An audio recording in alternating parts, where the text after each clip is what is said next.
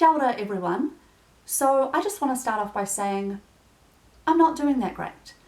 And in today's video, I'm going to be talking about depression and anxiety. Now, I think it's really important that when you're sharing your story, to do it safely. So if you're sitting there thinking, this isn't really the content I'm really comfortable engaging with right now, totally fine, completely understandable.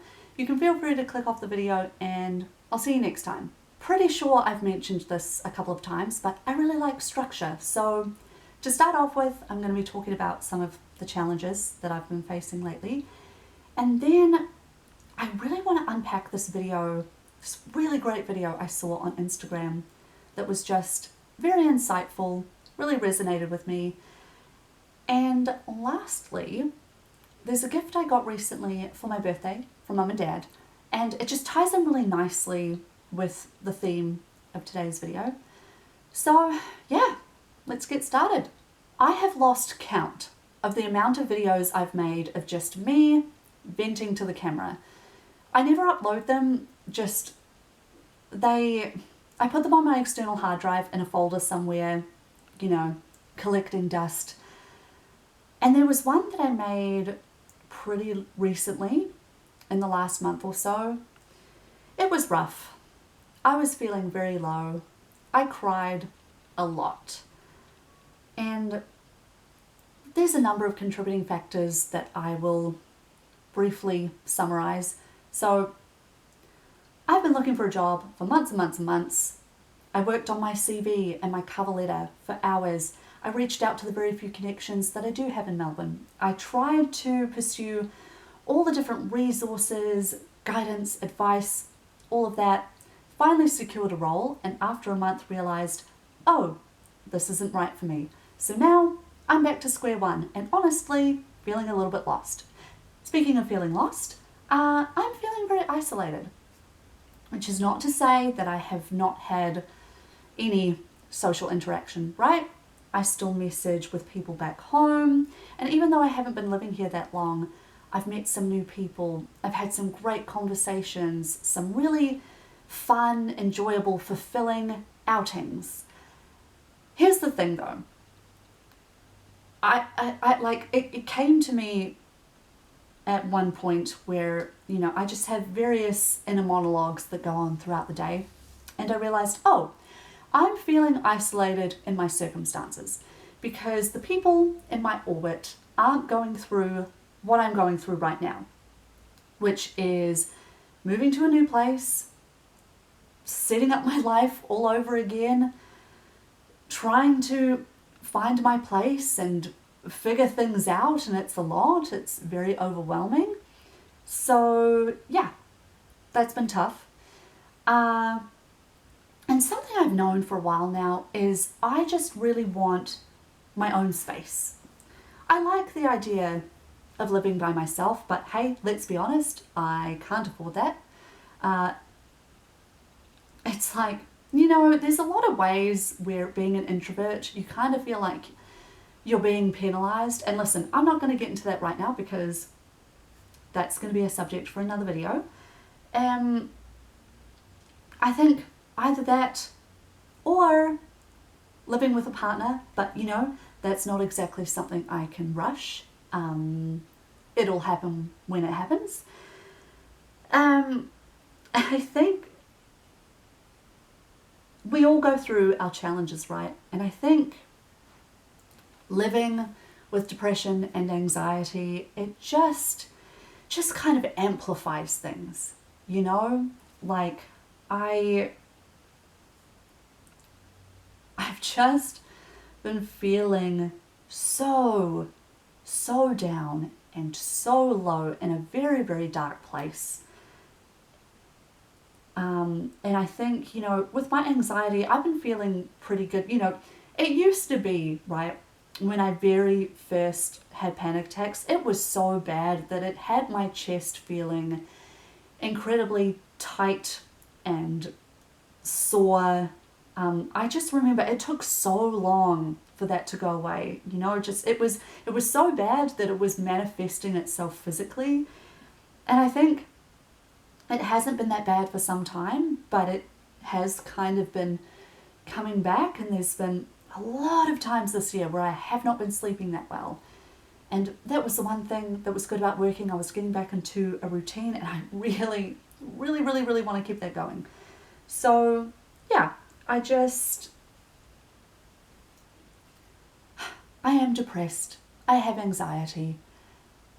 And you know, social media has its downsides, but I feel that I think sometimes Instagram, it varies, right? Like sometimes I go on there and it can just be very inflammatory and rage bait-y. But other times, honestly, it can be quite helpful. So that brings us on to the next part of the video. So there I was scrolling through my phone when I came across this wonderful video from a creator known as Simone Stocks. Now, what I want to do is I just want to show you the video in its entirety, and then we'll unpack it. I want to share something with you about depression. I exercise, I go for walks, I do lots of self-care, I go to therapy, I eat all the foods that I want. I have healthy, wonderful, loving relationships. I'm currently living my life's purpose, and I still have depression. Oh, and I take my meds, and I still have depression. There is still a bottomless pit of sadness and despair inside of me. So sometimes you can do all of the right things and have your depression still be there. And this is why we do it depressed. Because if you wait until you're not depressed, it might be a long time before you actually get to do stuff. Also, I just want to let you know that that's all very normal. It's all a part of the healing process. Sometimes it can feel very discouraging, and it feels easier to say, well, if none of this is working, why am I even doing it in the first place? But it is working, just maybe not in the ways that you can fully see or experience in the moment. What we know is it's better to do the things than to not do the things. So let's do it depressed together. This advice is so important, and if I think about my own circumstances, right? The other day, I went for a walk. It was beautiful. The sun was shining. There was a lovely cool breeze. You could hear the birds. It was so calming, and I got so many steps in. I wasn't wearing my Fitbit, but I'm pretty sure I did more than 10,000 steps. Still depressed. I recently performed at an open mic night. It was so much fun. I had a great time. I kid you not when I say that my cheeks were hurting from smiling and laughing so much. Still depressed. I got back into sewing. More specifically, this project that I started ages ago and then never got around to finishing. You know, I'm kind of starting to feel better, and jokes, still depressed. I remember years and years ago, before I had done any counselling, before I had got all the great tools to put in my toolbox, I sat down to do a craft project and I just felt awful. I was really thinking, okay, maybe if I do something I really enjoy, maybe I'll feel better. But I didn't. So this is something I'm going to be thinking about a lot. Doing it depressed. You know, I'm gonna go for walks. I'm gonna have some amazing home-cooked meals, meet up with a friend, read, work on a craft project, and okay, maybe it won't make me feel better, but as Simone says, there definitely are benefits, even if you can't always see them. And I think the really important thing is, as well, is you're getting things done. And something that I think about in the context of procrastinating is, okay, if I get this done now, future Maddie will thank me, right? So if I do the thing now, if I do the thing depressed, future Maddie is going to be very thankful further down the line. Moving on, I want to talk about this. For my birthday, Mum and Dad got me this gratitude journal, And I thought what I'd do is I'll just show you an example of a journal entry, and then I'll talk a little bit more just about, I guess, my thoughts on journaling and gratitude. Once again, we have this beautiful front cover. Now, I am not going to go through all of this. What I am going to do is I'm going to show you my journal entry, my first one from September 1st. Now, something to note about this journal is it incorporates the Te Whare Tapawhā model. And what I'll do is I'll include some info in the description for your reference. Essentially what you do is you write down 4 things that you're grateful for. You will see that there's a couple of different categories here. So we have wairua, spirit, tinana, physical, whānau, social, hinenaro, mental.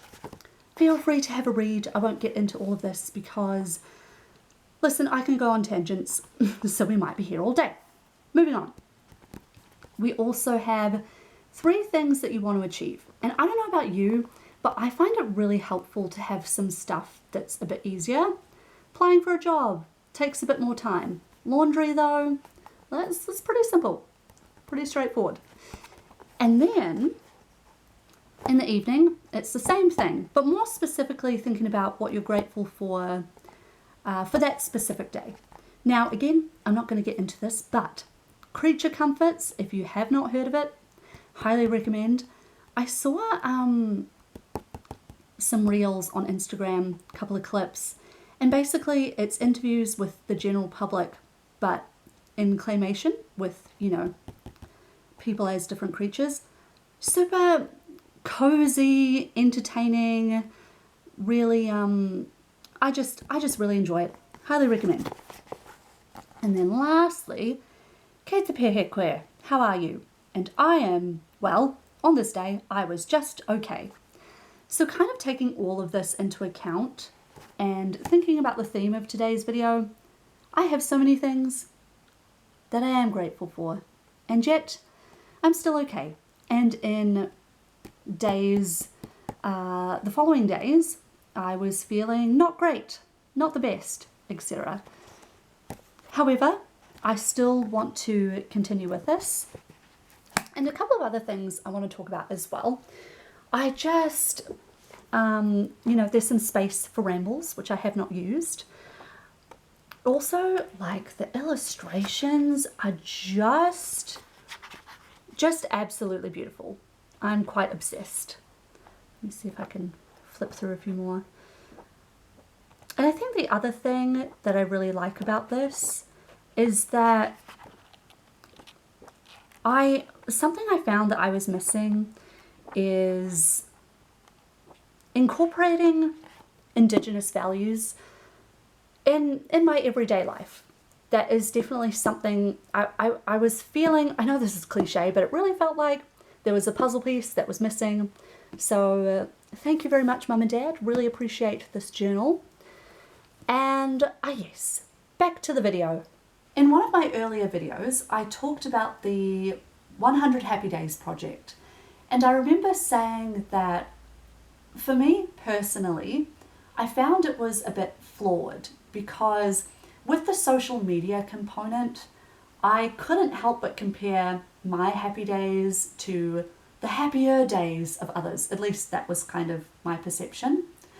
Whereas I feel this journal is a little bit different, right? Because it's purely just for me.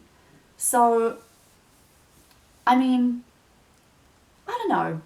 I'll see how it goes. I would say it's quite good because I do a lot of daily journaling, although not that it's daily. Sometimes I'll be catching up on a week's worth of happenings. So I have an app on my phone where I just detail everything that happened that day. I do a lot of venting though, which I think is a good thing. However, if I'm ever to look back on it, it's just gonna make me mad.